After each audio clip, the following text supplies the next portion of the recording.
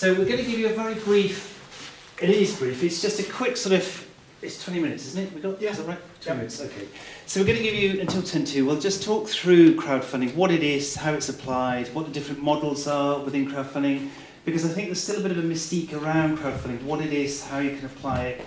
And to give an example of that, we've got over 100 platforms here in the UK alone, which are homegrown platforms.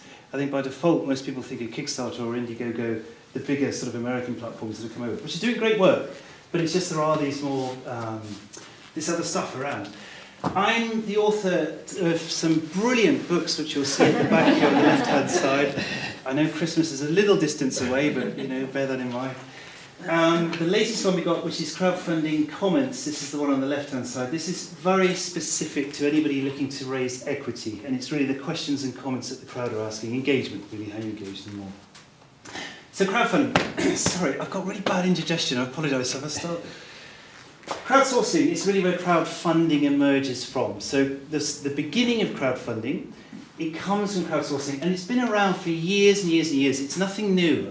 You think of the pyramids through to the base of the Statue of Liberty, all this stuff was crowdfunded in a way, or crowdsourced.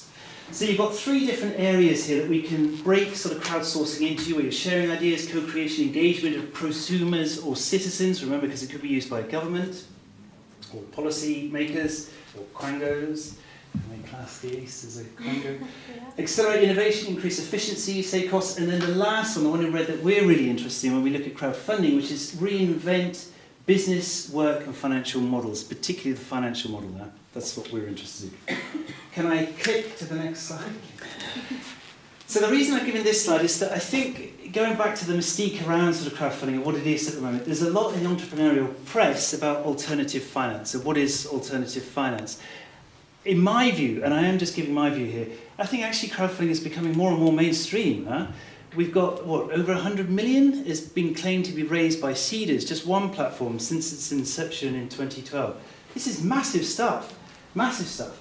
But when we talk about alternative finance, we tend to group these four factors, or four areas together, which is factoring, crowdfunding, community shares, and then pension-led funding.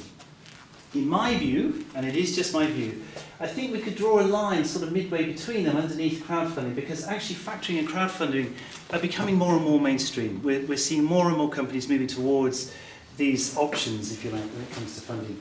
Community shares and pension-led funding, still a little bit in the woods, but it's emerging, especially the community shares. It's becoming more and more popular. Pension-led funding, massive risk. We can dip into our pensions now and use that as part of towards a cash flow or as a startup or whatever.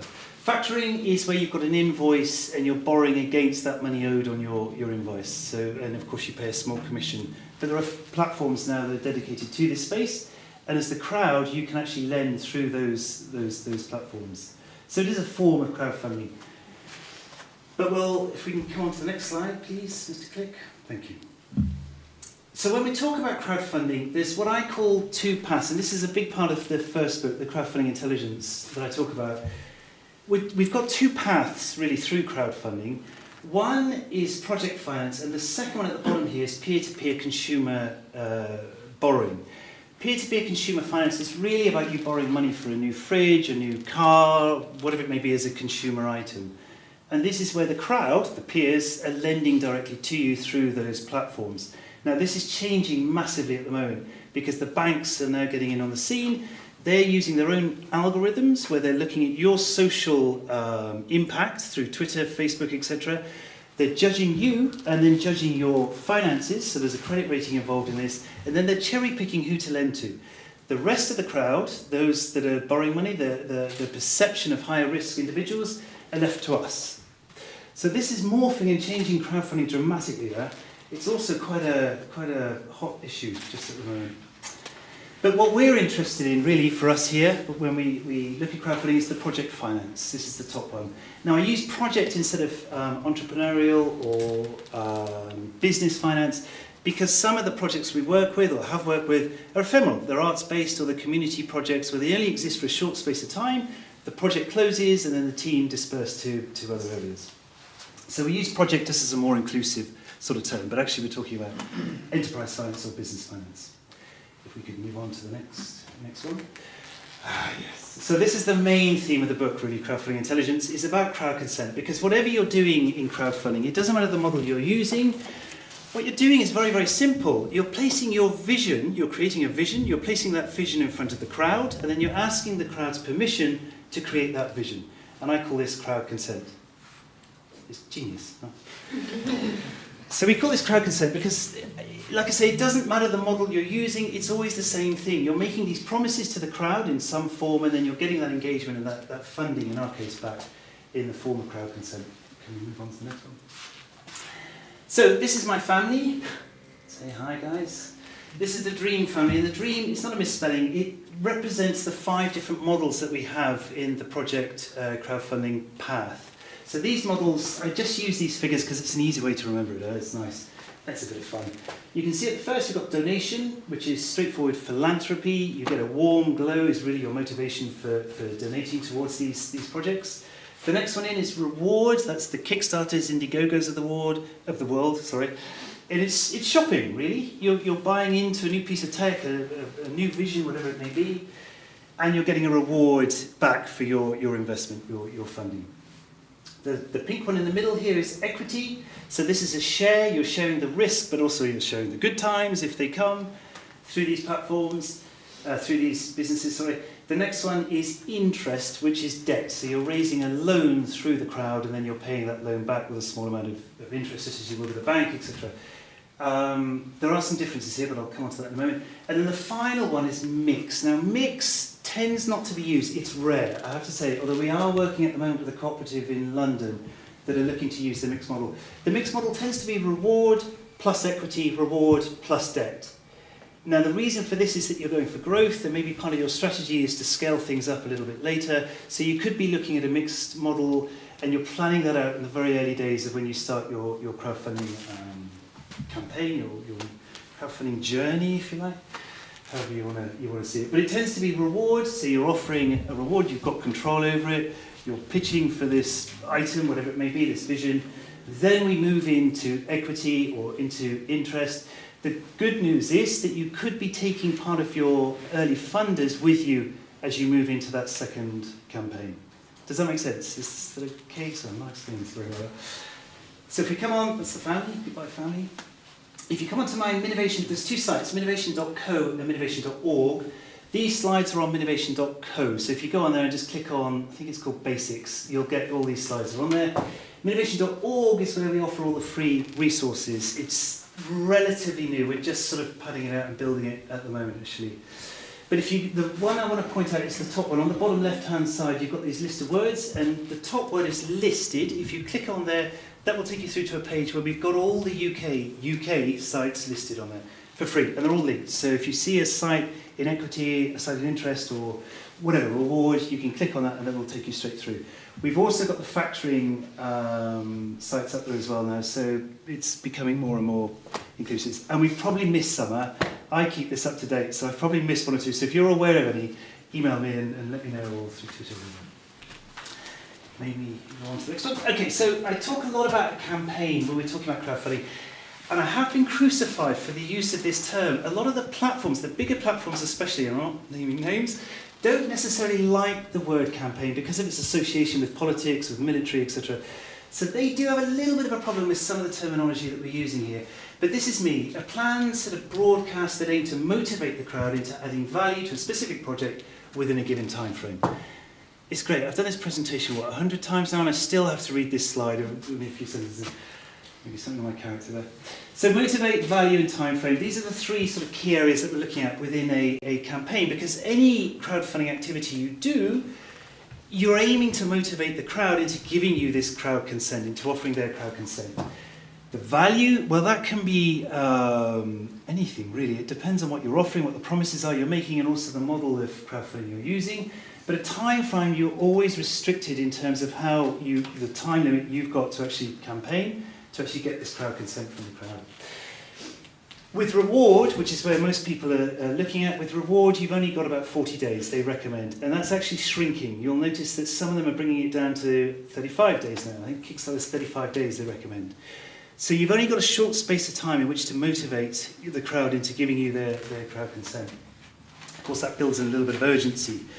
And we may be able to touch on that a little bit later. Could we go on to the next slide? It's still the Wild West out there. You see what I did? I know, genius. It's still the Wild West in terms of the policy that's coming out of the government, in where this stuff is being emerged, in the different forms that we're seeing used. America, for example, now on YouTube, you can tip creators of stuff on YouTube, content on YouTube, which is a form of crowdfunding. It's the crowd contributing money towards this vision. It's changing. There's a lot going on at the moment, and it's going to evolve. I think in the next sort of 5 to 6 years, we're going to see an awful lot of changes coming in, an awful lot of new applications of crowdfunding to different areas that we haven't necessarily thought about at the moment. So it's open, and if you've got an idea for a platform of your own, do it. Now's the time, Really, now's the time. It's kind of cool. Can we move on? There is a dark side as well to crowdfunding. It's not all rosy, happy, clappy stuff. Time is one of the biggest problems. In time for planning, time for getting the money, and also with the equity model, you've got a 2-week cooling off period where you may have reached your level, your finance level, but then there's a 2-week cooling off period afterwards where the crowd may decide actually with due diligence, they don't like you, they don't like the team, they're not very happy about the product or whatever it may be. They can still come away. So although you may have hit your targets, you may not get the money still, and that's something to be aware of. Costs, there's costs. If you're shipping something as a reward, in the reward model, there's costs here. There's costs in production, there's problems maybe with quality, and quality and time, in other words, the delivery of what you're promising, and the quality of what you're promising is still a major, major issue in the reward model. So in other words, things, you're receiving it, it's not as good quality as you expected, or as they'd sort of highlighted on the platform, or maybe it's just late in its delivery. We're also finding a lot of problems in terms of people producing things overseas, so China, Vietnam, or wherever it may be. They're having problems with the factories, and that can delay you getting these things out. Also, we've touched on IP, and intellectual property is a big one with the reward model, because as a creator, you're going to have to give all this stuff away, more or less. You've got to tell the crowd what it is. You've got to be transparent. So your business model, your IP that you've created, you're going to have to tell the crowd what it is. And if you're not quite ready, if you haven't got things in place, or maybe patents or design rights or whatever it may be, copyright, although copyright's automatic, isn't it? You just give it yourself. Sorry, scrap copyright.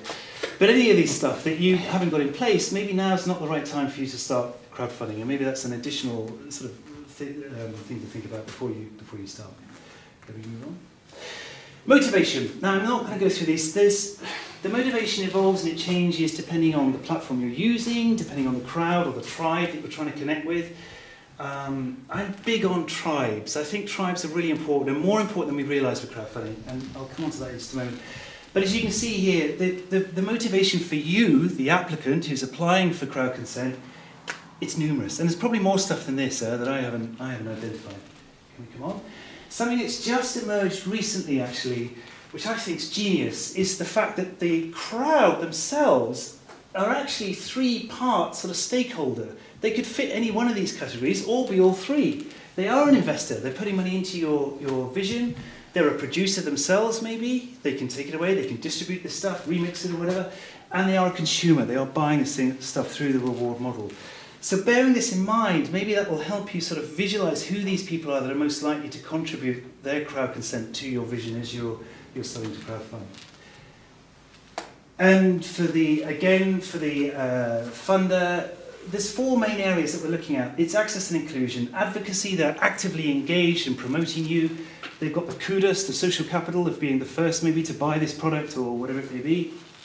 Backing, they get to back you, they get to be a dragon, they get to say yes or they get to say no. I was going to do that with a Scottish accent, but I realised maybe that's not a good idea. Education, there's a lot of this stuff going on where people are actually buying into areas, fields that they're not particularly au fait with or particularly aware with. They're chucking a tenner in, they're getting reports, they're getting data back, they're learning about this stuff, and we find a lot of this going on at the moment. That's actually a growth area. Engagement, they're getting engaged with you, and of course it's participation. They're getting to participate with the vision. Oh, yes, this is brilliant. Next slide. I'm joking. So this is about the, in 1970, so I'm going to get a little bit academic here, but it's important. 1973, there was an American academic called Mark Granovetter, and he kept hearing this phrase, it's not what you know, it's who you know. He was intrigued by this, so he started doing some research in these areas. Paul probably is aware of this. right? And he came up with something really interesting. If you can imagine in the pink, this is the center smiley face here. These are your friends and family. So he called these the strong ties. These are your immediate friends and family that you have around you. On the outside, you've got the yellow ring that comes around. These he called the weak ties, and these are the friends and family of your friends and family. Now, the weak ties, that's as far as he got, strong ties and weak ties in 73. What he discovered was that actually the yellow ring, the weak ties, are actually really important. They're vital because they're the ones with the network or the connections or the doors that they can open to give you jobs, to give you access to these social networks that you wouldn't otherwise have, especially in your immediate family. But today, of course, we're online, as you saw with Sarah earlier on tweeting. We've now got this third ring, what I call the tertiary ring, which is the blue ring, where people may never have contact with you or may never meet you, but they might offer you crowd consent. They might give you consent through your pitch, through your crowdfunding platform. And then the last one is the red. Now you see there's 2 smileys and 2 frownies on there. Is that the right term? I don't know. But they are what I call satellite influencers. Now these groups or these people you can't identify before you start, but they may influence those that will offer you crowd consent. And just to give you a very quick example, we had a documentary over in the US about 4 years ago now. We were helping through Indiegogo. We launched it. It was about dogfighting, stopping dogfighting. It was a filmmaker trying to produce this documentary. We launched. Day 3 of the campaign, it was all going well. Day 3, there was a devout Christian who was very well connected with the church across America, got the wrong end of the stick and thought we were promoting dogfighting. She was extremely vocal across America and got a lot of support within that sort of 24-hour period. So for Foster, for the filmmaker, he had to centre on that one individual and convince her, which he did, and in fairness to her, she did publicly announce, okay guys, I've got this wrong, and actually they're not promoting dogfighting at all. But these are the satellite influences, and they can have a real impact on your campaign. And they may be invisible until suddenly they pop up, yeah? And of course, they could be good, they may positively contribute. So I'm aware of the time. Is it just 2 minutes? Yes, you've got 3 minutes. Oh, 3 minutes. Okay. So the key thing, really, with this is trust and clarity. When any pitch you give, whether it's to the Arts Council England, you've got to be clear in your pitch. There has to be a clarity in your message and in the vision that you're trying to present to the crowd. And the crowd have to trust you. They have to be able to check you out, to see who you are, to see what you are, how you're connected, what sort of capital you have. Getting these in balance, hopefully you've got the mission of love here, but there's 9 other sort of types of campaign that we've identified. There may be others, but this is just what we've seen. And it doesn't mean, if you're down in mixed message or you're up in trusted trustee, it doesn't mean you're not going to make it. It just means you've got to fight harder to get to that stage where you make it.